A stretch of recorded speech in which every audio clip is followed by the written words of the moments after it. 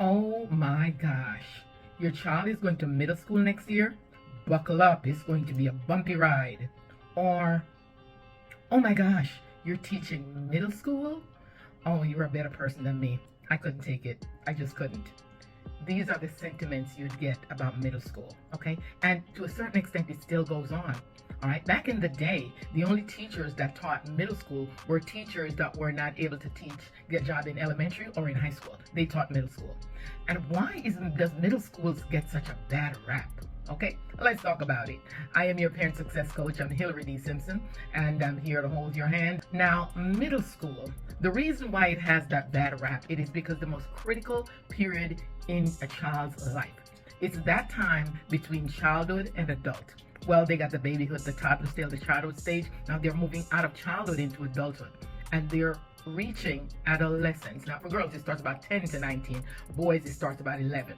So early adolescence is where middle school starts. And middle school has that rap for good reason, but we don't really understand it well. And if we understood what it's all about, then we wouldn't see middle school as the seared time of life, okay? We would embrace middle schoolers because they go through a lot, okay? So let's talk about what middle school is all about, all right?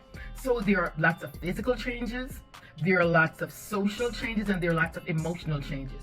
We're looking at physical changes like, well, for boys, their voices get deeper. You know, they get as tall as their daddies. They start having wet dreams and also have erections. So it's a difficult time for them, yes? For the girls, as you know, girls have their developed breasts at around 11 years old. Mine was at about 11. Menstruation for me, whatever, was around 11. And it was very uncomfortable, very uncomfortable. I didn't understand what it all meant. No one really sat me down and talked to me about it. It's a time when they're very, very concerned. So they're very concerned about their appearance, and there's also sexual attraction during that time. Emotionally, they are very sensitive. They're very easily offended, okay? They're insecure about their body changes, and they want independence, but they still need parental guidance, yes? It's a very delicate time. And so that time, you know, we find that the students, you know, a lot of people try to stay away from them. And, you know, they also go through the emotional changes where they're sad and they're depressed and, you know, the hormones are all over the place, yes? So it is a problem socially. They worry a lot about friends, they worry about a lot about status, and they all want to fit in, okay? And at that time, there's a lot of risky social behaviors happen, like unprotected sexual activity, sexting, cyberbullying, smoking, drinking, doing drugs, lying, exaggeration they call it, cheating on tests. You know, not everyone, but a lot of that goes on.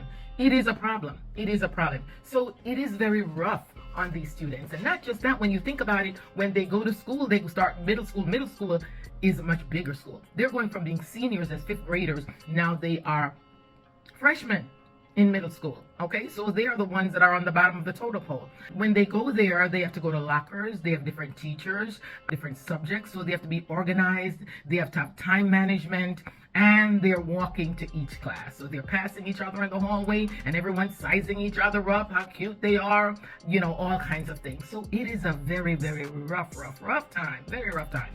And so as parents, you have to try your best to make it as smooth for them as possible. The main goal is so that they go through it safely and they go through it well, maintain their academic standards or even improve their academic standards.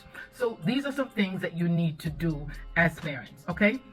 Remember that most or all things start in the middle school. A lot of behaviors start in the middle school, so you have to watch that carefully, all right? Make sure that there's open communication. Have conversations with them about almost everything, okay? Make sure that they understand consequences of their actions when they hang with certain friends, what happens when they're caught with certain friends, even though they're not involved.